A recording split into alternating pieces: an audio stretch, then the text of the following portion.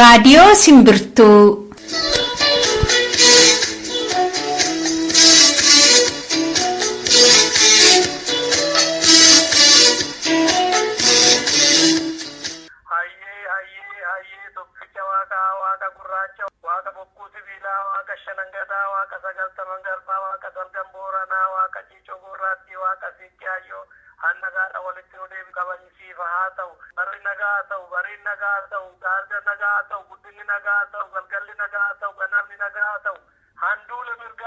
Har'a guyyaan onkoloolessa 29 bara 2005 guyyaa kamisaa karaa marsariitii simbirtuu.com kan isinii dhiyaatu kun qophii simbirtuuti.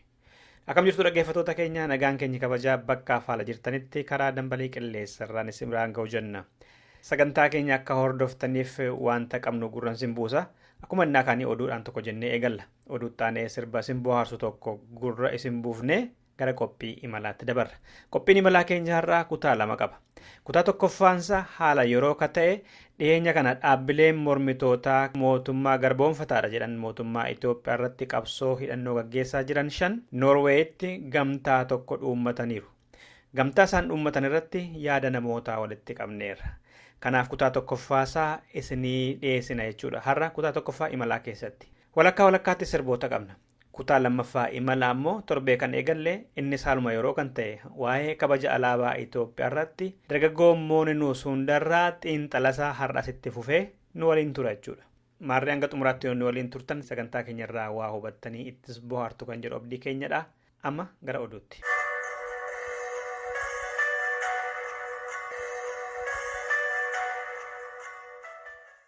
Mirgi kolugaltoota Oromoo Keeniyaa keessa jiraatanii akka eegamu jechuudhaan liigii mirga dhala namaa kan gaanfa Afrikaa mootummaa Keeniyaa gaafate. Jaarmiyaan kun ibsa dhiyeenya kana baaseetiin Itoophiyaan obbo Dabbasaa Guyyoo dabalatee Oromoota 130 caalan qabdee Keeniyaan akka kennituufiif kan gaafate hojiirra akkan oolle jechuudhaan mootummaa Keeniyaa gaafateera. Jaarmichi obbo Dabbasaa Guyyoo mootummaa Itoophiyaatiin qabamanii Naayiroobii keessa jiraachuun oolanii jedhas. Obbo Dabbasaan akka qabaman mootummaan Itoophiyaa Keeniyaa gaafachuu ragaa qabnaa jedhu dura taa'an jaarmicha obbo Gaarumaa Waaqessaa. Namoonni wal gorbeessanii wal ijaaranii sirna keessummaa irratti bobba'uu fi jiru kan jiranii fi dabarsin alaatiin yookiin immoo biyyaatiin deebisii kan jirudha jechuudha. Hanga yoonaatti deebiin mootummaa Keeniyaa irraa kennameefii jira? Kan isin gaafattaniif immoo deebiin Keeniyaan isinii kenniteettu jira?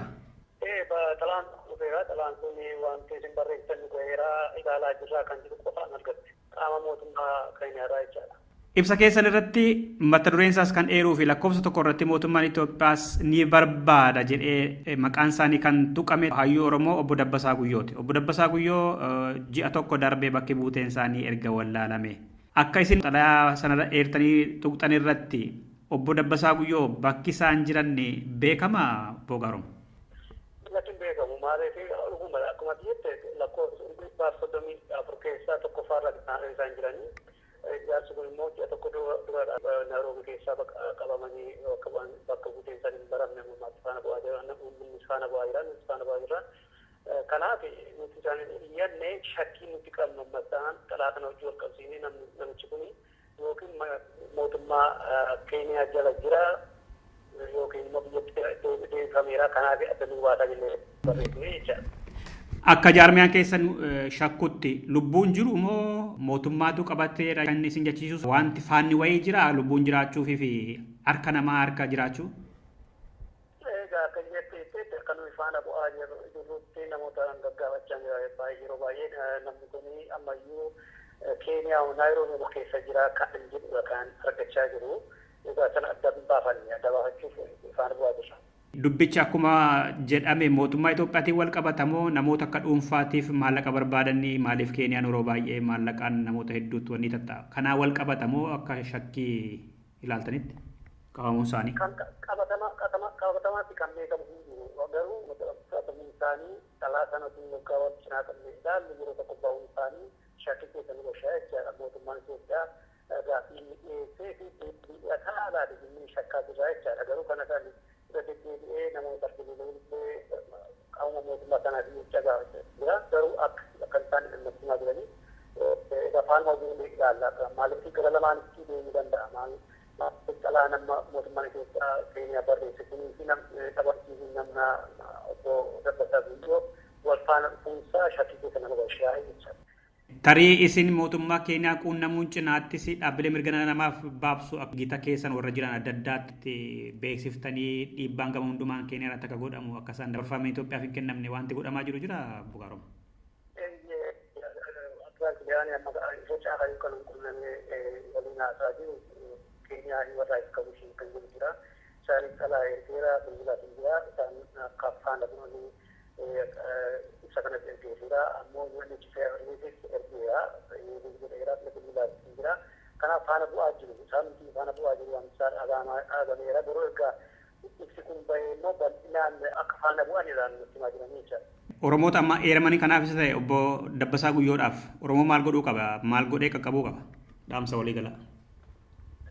Dhugumadha egaa ammayyu taanaan yaana shakkii tokko waan qabutu jira Naayiroobii keessa ijoolleen ijoolleen deddeebi'anii wal saaxilan kan wal qabsiisan ammaan odeeffannoon anaan mangaa'anii ofirratti baasee maqaa namaa qofaadha garuu achi xalaan dhufe yookiin xalaan mootummaan Itoophiyaa Keeniyaatti ergee namoota kana teessoo isaanii wajjin iddoo jiran illee bilbila qofaa osoo hin ta'in bakka jiraatan wajjin hundumaa dookumentii federaalii ilaalee kan ibsuun barbaanne isaan maaliif piraayiveesii waan ta'eef kanaaf kana kan kennanii namootuma biyya galanii dhufanii jedhanii Keeniyaa keessa jiraatan Oromoo ta'uu danda'u namoota biraas ta'uu danda'u kanaaf akka jiranii osoo gadi jira kanaaf ammayyuu taanaan Oromoon dabarsee yookiin hin qabu eenyuutu dabarsee wal qabu qabu mootummaan addi maaliif mootummaan Itoophiyaa maal akka leenjichaa biyya keessa beekamaadha. Baay'een isaanii Keeniyaa kan jiran jaalaa kan jiran namoonni kun mootummaa kan jala baqatanii kanaaf namni tokko ta'ee wal saaxiluu hin qabanii nama mootummaa Itoophiyaa jiru cinaa dhaabbatee uummata fakkaatee nama baasuu jiraate immoo keessaa baasuu qabu jechuudha. Keessaa baasanii riippoortii gochuu qabu.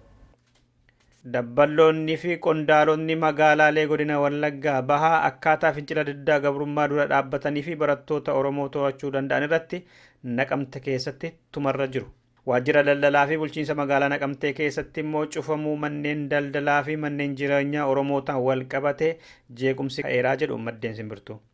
Godinicha keessatti finciloota manneen barnootaa fi magaalota adda addaa keessatti yeroorraa gara yerootti cimaa jiru duuba eenyutu jira? Eenyufaa keessa jira? Maal haa goonuu? Barattoota akkamitti to'achuu dandeenya kan jedhu irratti kaabinoonni aanolee fi qondaalonni magaalota godinichaa Naqamteetti wal gahanii mari'achaa jiru. Barattoota haa hinuun akka falaatti ka'ee jira jedhamellee.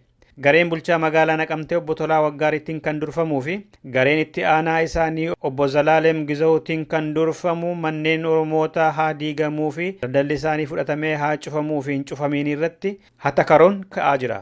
Gareen obbo Tolaa Waggaariitiin durfamu manneen jireenyaa fi daldala Oromootaa kanneen mootummaa keenya morman diigamuu fi cufamuu qaba jechuudhaan irratti cufsiisaniiru. Gareen itti aanaa isaanii obbo Zalaalem Gizawuun durfamu immoo tarkaanfiin kun seera qabeessummaa kan hin qabnee fi Oromoota miidhuudhaaf shira xaxamedha jechuudhaan gaaffii irratti kaasaniiru. Dubbiin kun immoo waajjira daldalaa fi faayinaansii keessattillee rakkoo kaaseeraa jedha maddi keenya. Dhaggeeffattoota keenya oduu har'aaf qabnu kanumadha. Sirba kanaan gara qophii imalaatti.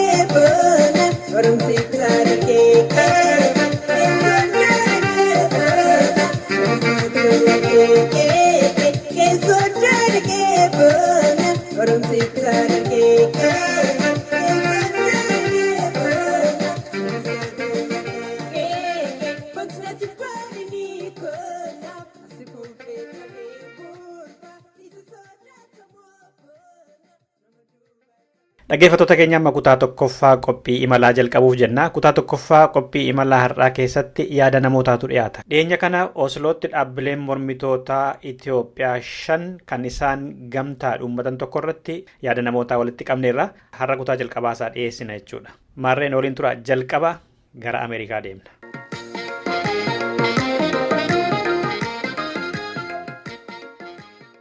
Adde Faaxumaa Isaa guddaa galatoomaa Ameerikaa irraati. Baga nagaan keessummaa keenya taatan. Jiraadhaa isinillee galatoomaa jechuudhaafu.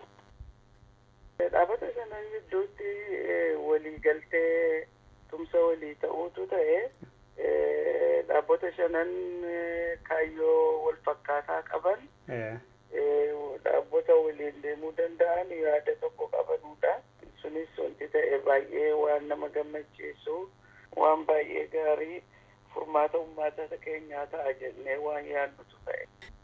Faayidaa maal fida tumsa dhuunfachuun kun? Gamtaan kun maal buusa? Akka nam tokkeetti yookiinis akka dhaaba tokkootti loluurraa gamtaadhaan wal dhaga'anii walii tursanii loluun bakka jiranutti namni hundinuu iyyuu diina irratti loluun bu'aa inni qabu bu'aa salphaa miti, bu'aa guddaadha. Inni lammataa immoo diinni nama tokko saba tokko irratti xiyyeeffatee jiraachuurra yaada diinaa facaasanii hundinuu hirmaannaa qooda sabummaa ofiisaatii qabu biyya isaa bakka bu'ee loluudhaan yommuu ta'u yaada walii waloo qabuun loluun tokkoffaa xiyyeeffannaa dhaaba tokko yookiin kan Oromoo yookiin kan Ogaaden yookiin kan Beniishaangul kan Gaambeellaa irratti xiyyeeffate sana yaada diinaa facaasee diinni immoo yaada jarri waloodhaan waliin qaban kanaan akka jilbeeffatu godhuudhaa fi bu'aa guddaa qaban jedha. Tokkee ta'uurra gamtaadhaan yeroo itti dhabu sodaachuus qaba, bu'aas immoo qaba.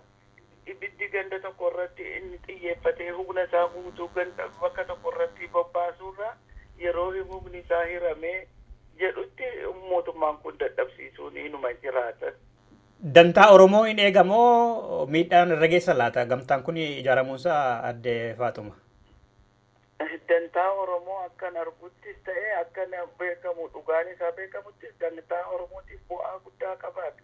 Akkuma qara silasiin jedhe sana Oromoo irratti qofa bobba'uurraa qooda uddi fudhatee namni diinatti bobba'u jiraachuun tokkoffaa qabeenyaa keenya lubbuu ilmaan Oromoo qabeenyaa Oromiyaa irratti waan jiru sana kan silaa tokkicha sana irratti fuulleeffatu bakka biyya shananuutii irratti faca'ee qabsoonis akkasuma bal'ata jechuudha. Bu'aa guddaa qaban jedhaan. Hawaasa Oromoos haa ta'u miseensa jaarmiyoota kanaa kataan hawaasni saboota biraallee milkaa'ina isaaf maal godhuu qabu jettu? Silaayyuu gargaarsa yookiinis qooda fudhannaa uummata isaatiin malee wanti tokkoyyuu fiixaan ba'uu hin danda'u. Wanti ani jedhus yeroo baay'ee affeer yookiin gaaffii koo kan inni dhiyeessus uummata Oromoo haadholiin abbootiin obboleeyyan hundinuu xiqqee guddaan waan kana irratti tumsa ta'ee jabeessuu danda'uu qaba. Jabaatee yoo jedhe qabsoo keenya fuula duratti dheeraturraa adeemsa qabsoo keenyaa gabaabsee bakka itti fixee bu'aa isaatii arguu danda'uu qabaan jedha.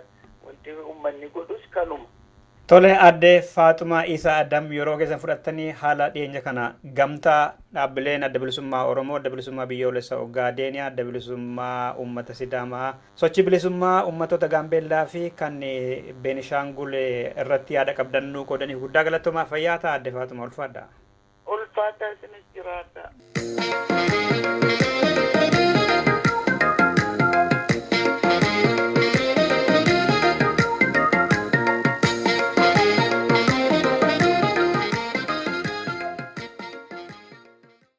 Tole obbo Raajii Guddataa Kanaadaarraati Caalaa Edmontonirraa kan amma isin dubbisaa jiru waa'ee gamtaa yookaan immoo tumsa bilisummaaf dimokiraasii dhaabbileen mormitoota mootummaa Itoophiyaa irratti gama hidhannootiin qabsaa jiran dhiyeenya kana Oslo Norweetti labsatanii jiran tumsa hundeeffanneedhanii dhageessanii?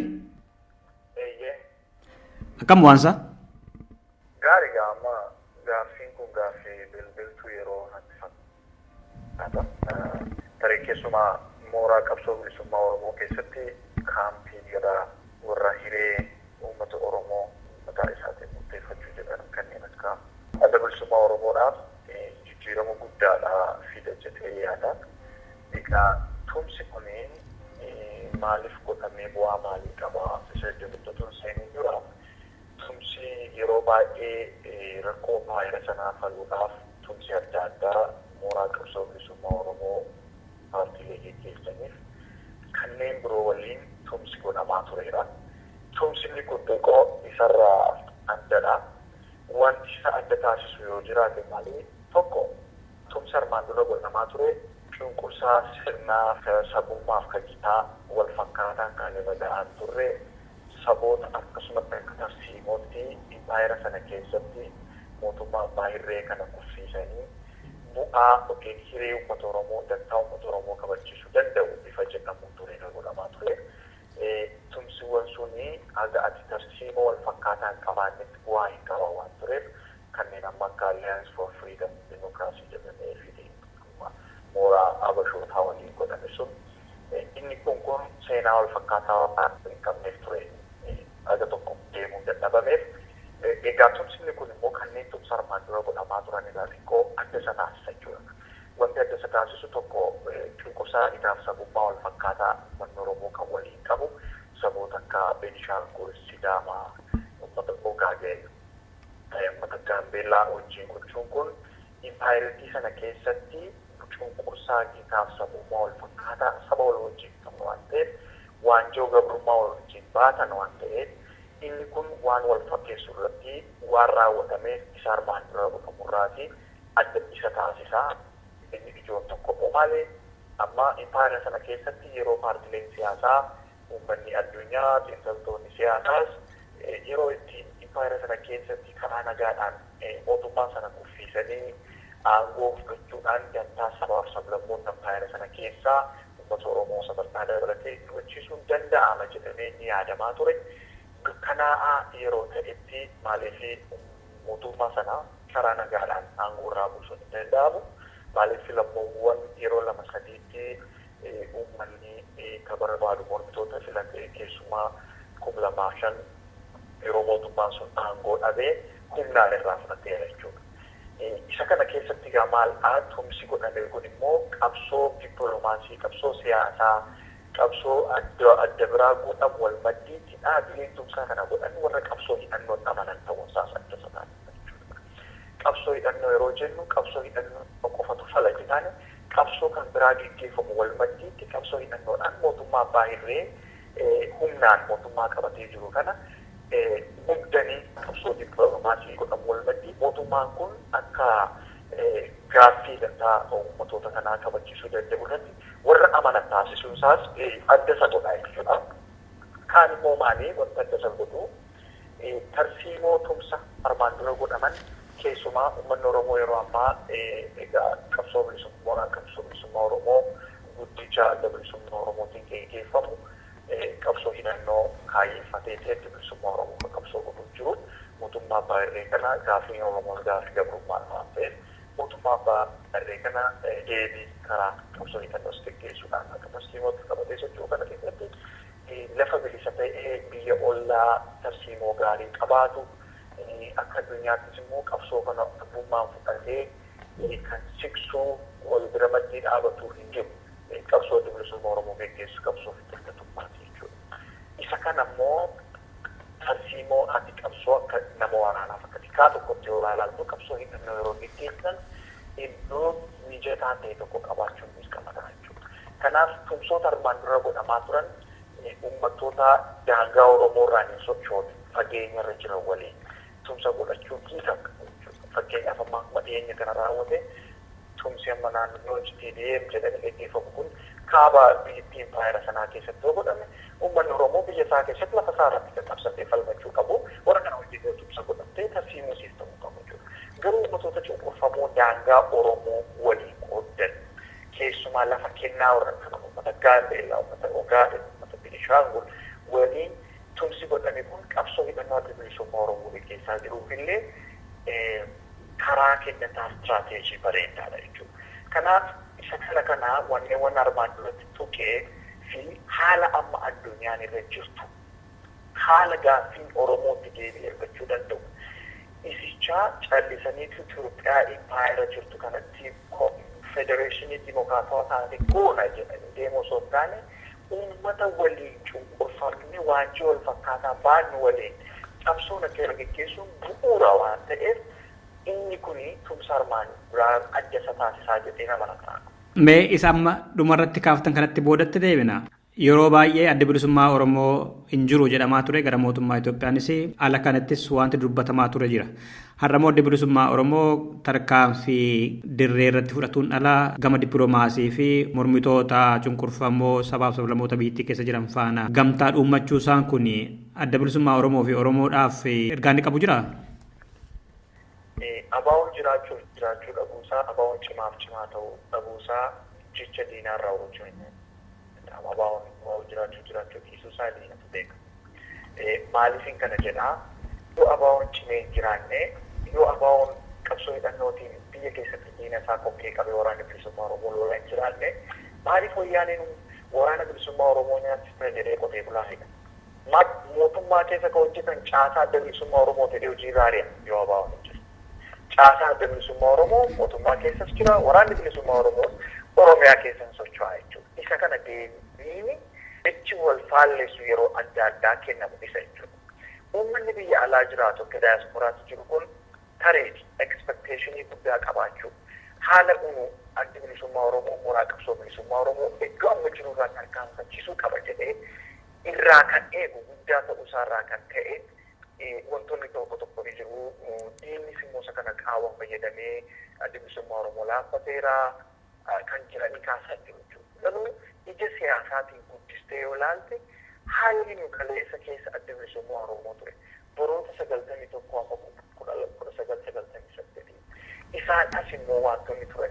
Isa kana wal qabatee yeroo ilaaltu haala akka kaleessaan deemamutu xiqqoo wantoonni haalli kennaa bu'uudha malee inni kun inni jechisiisu innumti kun deemiidhaaf jechuudha. Amma adda bilisummaa Oromoo jiraaf hin socho'aaf sirnaan immoo addunyaan illee qabsoo Oromoo akkasiin hubattu waan taasisaa jiru akka jaarmaatti cimee waan jiruuf akka tumsa kanallee abdummaadhaan geggeessee uummata Oromootti garbaasuu danda'a jechuudha. Kanaaf inni kun akka jaarmaa adda bilisummaa Oromoottis akka Oromoottis akka qabsoo uummata Oromoottis akka dantaa uummata Oromoo eegsisuutti bu'aa olaanaa qaba. Kun kan sochii abaawoon ala keessaas biyya keessaas qabu cimaa ta'uusaa kan mul'isudha jechuudha.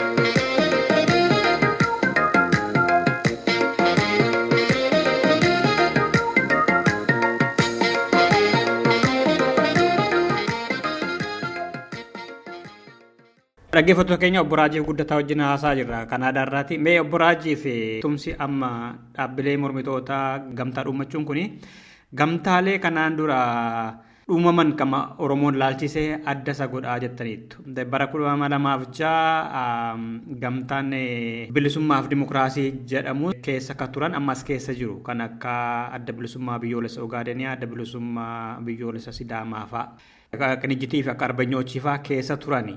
Mootummaan ce'umsaa hundeeffamee achi keessatti uummanni ofiisaa murteeffatu itti amannaa dhaabbileen siyaasaa kaayyoo fi sagantaa mataa isaanii qabatanii gaafa biyya gallu uummanni kan murteesse fudhannaa kan jedhudha. Akka amma isin haasoftanitti boru yoo isaan itti galani tarii kaayyoon amma hundeeffame kun ni sharafama yookaan immoo galman ga'u ka jedhu shakkii dhuuma laata gamtaan amma uumame kun mormitoota kabiroo faana hidhataa tariillee dhuumee argame kaayyoo dhaabbatee fi kanarraa gara duubaa yookaan gara bitaaf mirgaatti dabsuu dhufadhamee shakkama laata? Amma addummaa tumsi kun armaan dura godhame isa kana gidduu sii kaaseera. amma kanneen tumsa armaan duraa keessa turan kanneen akka arbeenyooti kan ittiin kaasnu kana warri duraanis immoo keessa turan ammas immoo tumsa kana keessa jiru. Kaayyoon kun yoo isaan itti makaman garanitti deemte definitely wanti kun yoo kaayyoo armaan duraatti deemama ta'e akka amma tartiimoota taa'etti deemuu danda'u. Maaliif kaampii laafatu jira jechuudha. Uummanni dhukkubsamtoota hiree ofii isaaniitiin murtaaffachuun faayira sanaatti amanan tartiimoo qabsoo bilisummaa Oromoof daandiidha jechuudha. Garuu tumsi armaan dura ture qola isaa yoo keessa ilaaltee qineenjitas ta'ee dhufee warreen mooraa qabsoo bilisummaa Oromoof saboota dhuunfamoo biraa wajjin tumsa godhata yeroo jedhu akka himaammataatti fudhatee miti qola isaa yoo irraa baastee ilaaltu jechuudha. Diinni diina kootii fira kooti isa jedhu akka tartiimooti qabatameetu iddoo irratti waliigalamutti waliigalamee irratti waliigalameetu ta'ame jechuudha. Hoogganni yeroo dhiyaatee ibsa kennaa ture yoo argitaniitu ta'e iddoo wal nu deemsisuutti waliin deemu iddoo wal nu deemsisuu dandeenyatti immoo wal hubachuu kan jiru jechuudha. Tumsa kanatti dhaabbileen biyya tokkitti saba tokkicha qooqa tokkicha jedhanii amanan itti dabalamu taanaan hin tarkaanfatu jechuudha. Maaliif nuni biyya tokko yoo qabaanne humnaan biyya tokko humne isa sanarratti uummanni Oromoo kan hiree isaa boordoofteeffatu carraa isaa yoo argate jiraachuuf saba sana wajjin yeroo baay'ee xiinxaltoonni siyaasaa uummanni Oromoo maaliif adda ba'aa saba guddaa biyyattii sana keessatti bu'uura ta'eetu kan jiru kan jedhu uummanni Oromoo isa sana godhachuudhaaf cunqursaa gitaaf sabummaa nurra jire hambisnee kapaasitii kompiitaantii ta'aniis qabsoo mooraa kaampii biraa wajjin godhachuu danda'uu qabna jechuudha. Isa sanaan ga'uuf garuu cimeetu uummanni keenya kan qabsaa'uu danda'uu qabu jechuudha. Yoo inni biyya tokkitti saba tokkitti amantii tokkicha jiru dhufu sun uummanni Oromoo waajjirri kan biraa baadhatu qabu Oromoo miti dhaabbileen tumsa kana keessa jiranis immoo kan fudhatan jechuudha. Kanaaf tumsa kanatti kaampii biraa fidanii dabaluu kaampii biraa wajjin tagadinaan qolli irraa ba'ee sorgoonsa ilaalameetti deemamuu qabudha. Maaliif amma dasallooneetu armaan dura maaltu ture ka jedhu sun ilaalamu jechuudha. Fakkeenyaaf gaaffii wal fakkaataa kan hin qabne waliin yoo taasifte ka amma PDF keessatti uumamte chiifti sabaatiin uumanii maal akka dhalate ni beekte ji'oota lamaan sadan fannifatu jechuudha. Isa sanarraa wanti isaan addaan baase kaampii waliin fakkaanneetu walitti dhufe jechuudha. Kanaaf ammas kaampii waliin fakkaanne yoo tumsa kanatti dhufe rakkoo wal fakkaataatu uumama waan ta'eef kan kaleessaarraa har'a baratamuu danda'a. Asirratti Boraajiif amma akkuma isinuu jettanii Arbanyoosh Gimba Sabaatti keessa warri turan deebiitii qofan turre warri Gaambellaas warri Beenishaanguliis turanii garuu immoo keessaa bahaniitu amma gara kanatti dhufani. Tarii bakka laallanne turan jechuu dandeenya moo maaliif keessaa bahan jenna dubbiin kun kallattiin illee isaan laallata garuu waggaa xiinxalamu maaliif waliin deemuu baatan laata warra maqaa Itoophiyummaa goobara uffatanii deeman sana faana. Amma akka alaa ilaallutti ka keessaa isaatti amma waan tokko wanti irra ga'e hubachuu danda'u garuu kun waan ifadha jechuudha. Isaan achi keessatti of arguu waan dhabaniif dantaan uummata isaanii warra sana wajjin wal fakkaataa waan hin taaneef keeyyaata deebi'a. Inni kun immoo barnoota garuu tumsi kun yeroo kutubamu barnoota tumsoota armaan dura ta'anirraa haala yeroo fi bu'aa dantaa saboota kanaa kabachiisuu danda'uun irraa hubatanii ka deebi'an fakkaata waan ta'eef inni sun garanatti deebi'a kan jedhan shakkii qabu yoo jiraate immoo bifa ittiin dhaamsuu danda'anii dhaabbileen kun irratti hojjechuu danda'u jedhee ta'a. Waliigalteen siyaasa Impaayera Itoophiyaa olaalamee gartuulee hedduu fana yeroo baay'ee godhamaa tureera. Innammaa kun garuu kan jalqabaatti warri jedhan jiru. Kanneen saboota yookaan gitoota cunqurfamoo ta'an jidduutti waan ta'eef. Kana gochuun adeemsa siyaasaa haaraa dhumuu danda'uu laata yookaanis immoo Impaayera seenaa keessatti wanta seena qabeessa tokko fiduun danda'ama yoo walii galanii hojjetan. Kana gochuu hoo maaltu irraa eegama Buraajiif? Amma haa ilaallu seenaa qabsoo bilisummaa saboota biraa addunyaa keessa jiru. Qabsoon qofaatti taasisamu bu'aa guddaa hin qabu. Qabsoon kun qabsoo saboota waliin taasisamu. Wal hubatanii wal wajjin deemuu fi wal wajjin hojjechuu waan garaagaraati. Wal wajjin hojjechuu keessatti wal wajjin waan hundumaa raawwachuu keessatti humna walii ta'uutu jira jechuudha. Humna walii ta'uu kana keessatti immoo waan ati wal wajjin qooddattu baay'eetu jira jechuudha. Hojii dippiloomaasii irratti uummanni addunyaa akka wal wajjin rakkoo kee hubatu taasisa. Qabsoon keenya addunyaa rakkoo hubatu taasisuun isa guddaadha. Uummati keenya immoo waliif jirra. rakkoo wal fakkaataa qabna ka jedhu wal hubatuu deema jechuudha. Kanaaf tumsi kun foormaalaayiz ta'ee inni duraa wal hubannoon hojjechuudha. Inni lammaa garuu wal wajjin hojjechuudha waan ta'eef inni kun bu'aa guddaa qabatee fayyaadan akka ilaalcha dhuunfaa kun.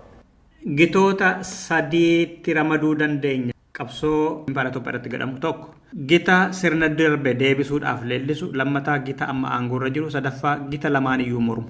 Arfaffaan immoo gita humna alaati, dippiloomaasii. Kan sirnoota ammaa mormu kun keessa warri jiran warra amma walii galan kana jennee fudhanne. Gitoonni sadan hafan immoo irratti dhiibbaa gochuu ni malu. Kan sirna darbe leellisullee kan sirna ammaa gaaffiin sabaaf sablammootaa impaayeritti keessa jiru deebi'eera warri jedhanillee warri immoo fedhii fi dantaa Afrikaa bahaa fi Itoophiyaa irraa qaban haalli amma jiruu fi ture akka itti fufu barbaadan warri humni alaas dhiibbaa godhuu irratti malu waan ta'eef gamtaan amma uumame kun kan gaggeessu maal godhuu qaba? Oromoon akkamitti hubatuu qaba? Amma kun gaaffii bu'uuraati. Oromoo nama dammaqee. Oromoo waan itti dammaqe tokko jiraatee.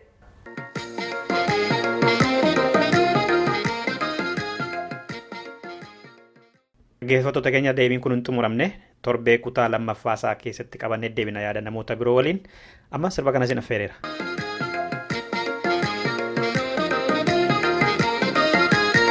Bara roobna maatee roobee galaanni guutee roobee qabbii namaatee godhoodha buskaaddi satti dheessitu barbaadadhu. Bara kophaa taatee yaadee yaani sitti ammaatee firis garoo sitti jabaatee. Qabuuf komatti qabadhuutu matattaafadhu. Godhoo dhabduu satti dheessitu barbaadadhu. Homoo qabduu komatti qabadhuutu matattaafadhu. Godhoo dhabduu satti dheessitu barbaadadhu. Homoo qabduu komatti qabadhuutu matattaafadhu.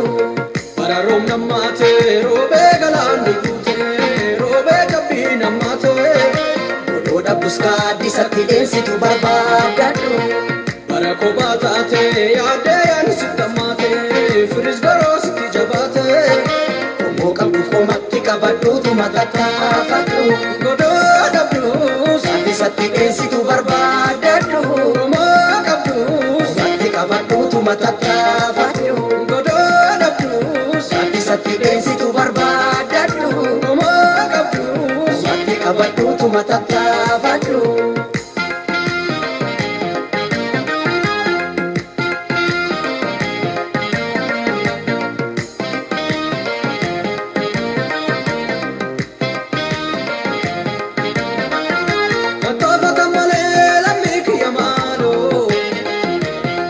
Nama dhala rakkoon namatti roorrisa walii galan malee qomoo kiyya maaloo gartuun nama nyaara dabeessa nama doorsisa tattaafatan malee lammii kiyya maaloo eegan nama dhala rakkoon namatti roorrisa walii galan malee qomoo kiyya maaloo gartuun nama nyaara dabeessa nama doorsisa walii galtee dhaqoo kana fidee walii galee seenyuun abdadhaa.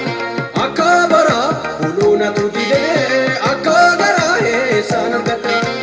Walii galtee dhabuu kana fidee walii galee seenyuun abdadha. Akka bara buluuna tuudidee akka garaa eessaan argadha.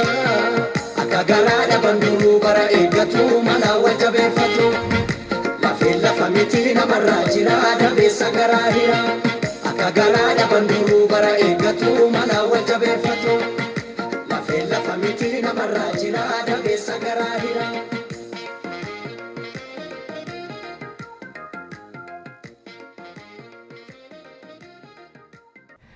Amma immoo kutaa lammaffaa irra geenyeera. Kutaa lammaffaa har'aa keessatti immoo kan torbee keessummaa keenya ture dargaggoo Mooninuus hundarraa xiinxalasaa har'aas itti fufa.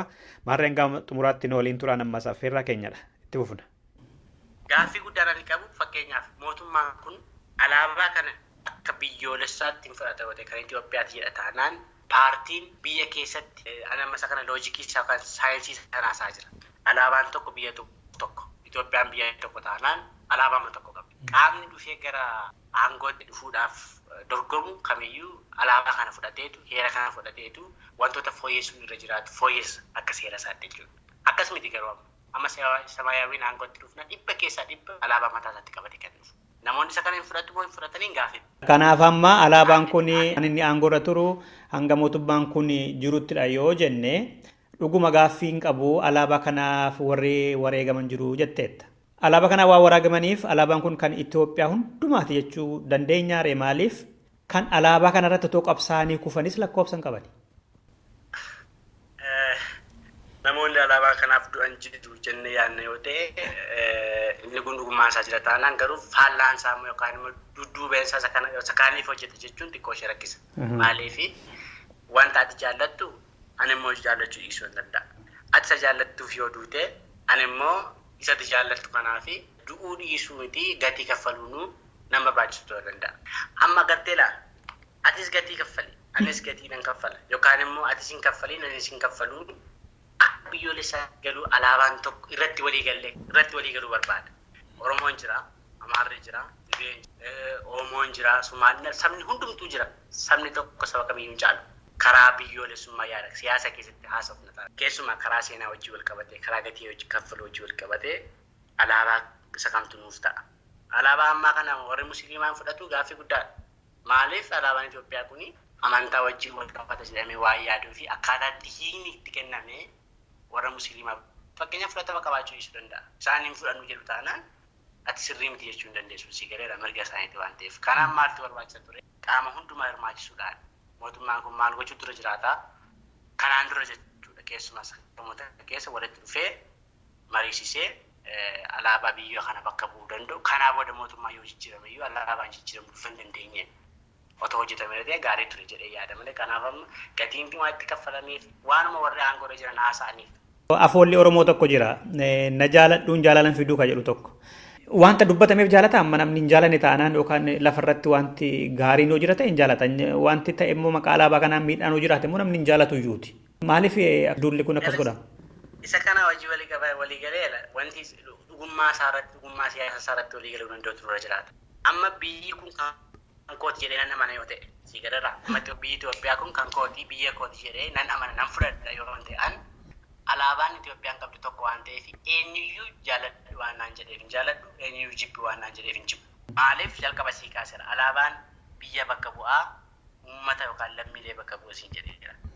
Kan si ajaa'ibu otoo mootummaan aangoorra jiru waan naaf hin taane yookaan waan saba koof hin taane otoo hojjetee iyyuu inni sirriin isaa maalidhaa mootummaa laalee uummanni yookaan immoo sabni alaabaa jibbuu qabu tuffachuu qabu ture sila. Biyya kana keessatti garuu dhugummaan jiru maalidhaa?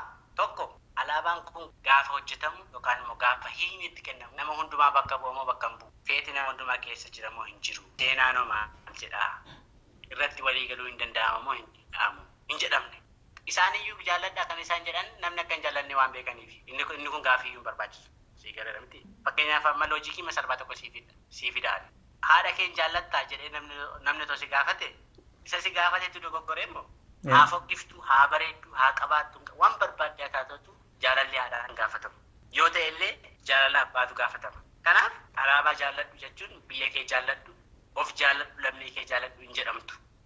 Tarii immoo mooninnuus akkuma jette amma tarii ijaarsuma biyyittii irratti iyyuu gaaffii waan jiruuf ta'uu ni mala amma biyyittiin akka impaayiraatti gareen ilaalu jira gareen Oromoo dabalatee sabaaf sablammoota kibba impaayira sanaa warri jiran nuti qawweedhaan walitti nu qabanii qawweedhaan eegamaa jirraa jedhu warri kaabarraa immoo waggaa baay'ee waliin turreerraa wal fuuneerraa walitti heerumneerraa kanaaf alaabaa kana jalatti namni dhumeera kanaaf alaabaa kana biyya kana tiksuu qabnaa jedhu otoo akka biyyaatti ijaaruu fi waliin jiraachuu irratti walii galteen jiraatiin tarii karaa alaabaa waliin galuu hin danda'ama jedhanii yaadanii yoo ta'e hin danda'ama akka biyya irratti iyyuu otoo walii galteen jiraatiin alaabaa irratti waliin galteen uumama. Inni kun biyya kan jiraachisu jaalala alaabaa yookaan jibba alaabaa miti. Inni kun jala muramee beekama. Amma yoo seenaa biyyoota garaagaraa yoo ilaalte biyyoonni abbaa irrummaatti amanan yeroo baay'ee wantoota akkasiif iddoo kennu. Fakkeenyaaf amma humna waraanaa alaabaa heera amma yeroo darbe bara darbes guyyaa amma 29 amma guyyaan sabaaf sablammootaa dhufaa jira. Gaafa sana kan uummata bira qabamu waa'een alaabaa irraanfatame waa'ee heeraati. Deemee maalidha mootummaan kuni hamma danda'e yaaliin inni gochaa jiru namoota keessatti hubannoo wal fakkaataa fidee biyya kana ijaaruu keessatti dhugumadha. Karaa kamiin haa ta'u miidiyaatiinis haa ta'u karaa kamiin heera wajjin wal qabsiisee piroojeektiiwwan garaagaraa wajjin wal qabsiisee misoomu jechuu kooti alaabaa kanaa wajjin wal qabsiisee waan hundumaa wajjin wal qabsiisee otoo hamma danda'ame otoo namni walii galee biyyi kun walii galtee otoo isheen jiraatte barbaada. Akka isheen impaayera taate mootummaan kun iyyuu Adawaawiin itti amana baay'isee Adawaawiin Itoophiyaan impaayera ta'uu isheetti amana. Poolitikaal piroogiraamii isaa yookaan immoo sagantaa siyaasaa isaa keessa jira. Konstituushinii keessa iyyuu jira. Fakkeenyaaf nuti sabaaf sablammoonnii fi uummattoonni Itoophiyaa walitti dhufnee jedha. Kana jechuun maal jechuudha? Impaayera ta'uu isaa agarsiisa. Heerumtii gaafa ilaalamu jechuudha. Kanaaf alaabaa kanatti fayyadamee impaayerummaa biyya kanaa qusachuudhaa fi eeyyee kan kanaa walitti fayyadamuu danda'a. Humna waraanaatti fayyadamuu danda'a, misoomatti fayyadamuu danda'a, karaa garaa garaa fayyadamuu danda'a waan ta'eef inni kun akka kanaattis yaadamuu waan danda'amu jedhee yaada. Garuu inni kun furmaatan ta'a waan itti deemnee ilaalluudha jechuudha. Mooneen nuti amma waa'ee alaabaa kana yoo xumurre maal jettan si hafee jira waa'ee kabajayyaa alaabaa kanarratti? Alaabaa kanaa wajjin wal qabate jechuun isuma sila kaasen keessa deebi'ee cimsuu barbaada. Maaliif akka lammii tokkotti alaabaan kan inni bakka bu'u biyya bakka bu'aa, uummata bakka bu'a. Saba, sablammootaa fi uummattoota Itoophiyaa bakka bu'a alaabaan. Isa ammaa jechaan jira miti. Kun tiyoorootikaalii saayinsii sanaa. Akka waliigalaatti. Alaabaan mootummaa miti kan inni. Akka waliigalaatti biyya kam keessatti alaabaan kan inni bakka bu'u biyya bakka bu'aa, lammiiwwan bakka bu'u. Kabajaaf jaalala guddaa qaba. Garuu dogoggorri jira. Mootummaan al takka alaabaan isa bakka bu'u yaadee akka barbaadetti hiikatti kennee akka namoonni alaabaa jibban gochuu danda'a. Haayila Sillaasee dargii fi mootummaa kanarraa kaafnee ilaaluu dandeenya. Saboonni tokkos namoonni dhuunfaas hojii mootummaa ilaalanii alaabaa jibbuu danda'u. Fakkeenyaaf alaabaa gubuun haa ta'u alaabaa sareetti fi sadii deemus sun akka yaada rimee saayinsii siyaasaatti yoo ilaalle sirrii akka hin taanetti fudhatama. Waliigalteen hon jiraanne amma ati uffata koo gabaadhaa bittee waliigaltee sana yoo hin qabaanne gochuu yakkin isaa maali durumayyuu akkuma ati jette ibsitu alaabaan kun bakka nun bu'u warri jedhanii fudhatan jiru warri bakka nu bu'u jedhanii immoo fudhatan jiru. Biyya sanarratti ijaara irratti akkuma waliigalteen hin jirre alaabaa sanarrattis waliigalteen erga hin jiraanne gubuu dhiisuun fi gubuun sammuu nama samanaa keessaa jira waan ta'eef yakkaa fi yakkummaan isaa abbuma aangurra jirutu murteessa malee sammuu namaa keessatti wal qixxee waan tallaalamneef. Inni dhugaadha. Ani walumaa gala isaatti karaa saayinsii sanaasaa jira mana inni dhugaadha. Fakkeenyaaf amma inni kun dhugummaa jalqaba isheetti bara. Alaabaa kanarratti namoonni walii galanii qaamoleen garaa garaa walii galanii alaabaa tokko duubaa qabna. Kanaaf booda paartilee mormitootaa dabalatee dhaabbilee mormitootaa dabalatee abbootii amantaa dabalatee saba hundumaa dabalatee har'aa kaafnee alaabaa tokko qabna. Inni kun immoo kana bakka bu'a kan jedhu erga qabaannee booda qaamni akkas godhu dhuguma yakkaan seeraan gaafatama. Amma kun akkas hin taanetti namoonni tarkaanfii adda addaa fudhachuu danda'u. Isa kana qeequu otoo hin ta'in garuu hubannoo wal fakkaataa hubachiisa wal fakkaataa barii namoonni na caalaa beekan jiru. Garuu alaabaan biyya malee uummata malee mootummaa bakka hin bu'u. Mootummaan garuu kan mootummaaf uummanni mootummaaf biyyi garaagarummaa qabu. Isa kanarratti yeroo keenya balleessuun barbaachisu. Al takka uummata jechuun mootummaa akka ta'etti. Al takka mootummaa jechuun biyya akka ta'etti yaadama waan ta'eef qaama kanatti fayyadame yeroo baay'ee mootummaanis fedha mataa isaa galmaan ga'uu barbaada waan ta'eef isa kana hubachuu danda'uutu nurra jiraata kan jedhuudhaaf hin kaase.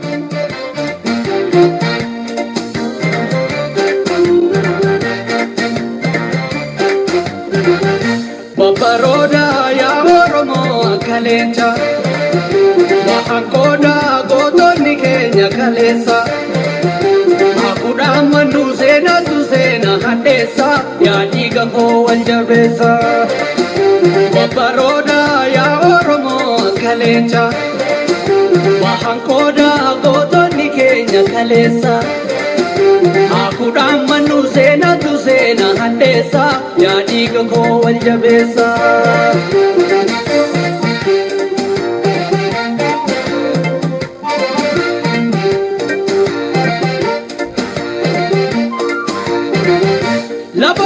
Babaase kuba, Indion korra sodana mota, sanyi laba kuba busani, kuma pajapate namu amata, sila bani onge beluma, korma lupu jiru alati marsa, gadan sabakan Kenya shani, uni duke gani hurina nesa, dipesa ugogan keransa, omiyo horam pishan kusani, badem badu hojin senada. Goni yodu es maka farsani lammi laman jirtu bekacha toko sama toko biya anteni dukani jababa tumiti bukulan darbatan ki kankeni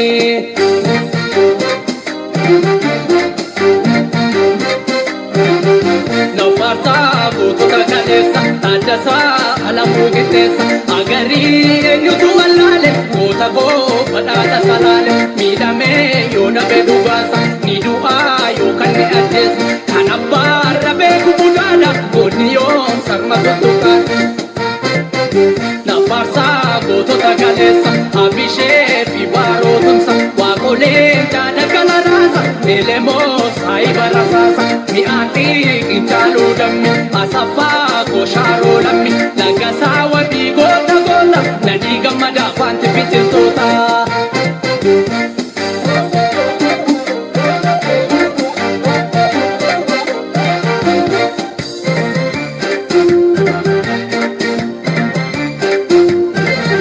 babaroda ya oromo kalencha bahankoda godoni kenya kalesa lafangonu sena tu sena hatesa ya diga ko waljabesa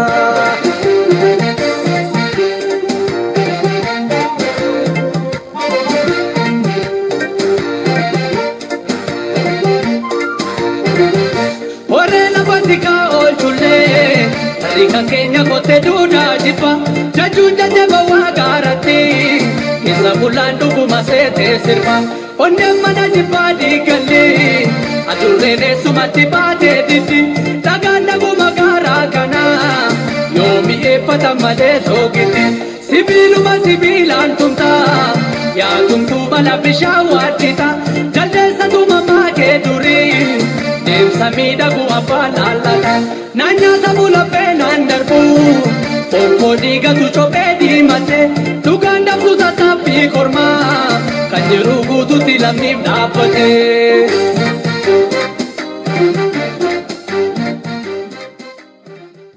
Qophiin keenya har'aaf jenne egaa tokko lama jennee irraa isin buufneerraa itti bohaartanii irraas waa hubattaniittu kan jedhu abdii keenyadha. Kanaaf waan waliin turtaniif galatoomaan jedha. Sirbattaanu kana isin affeereen nagaatti kan isiniin jedhu Handassuu Duulaati. Hanga torbeetti haalaaf bakka gaarii keessa nuu tura. Nagaatti.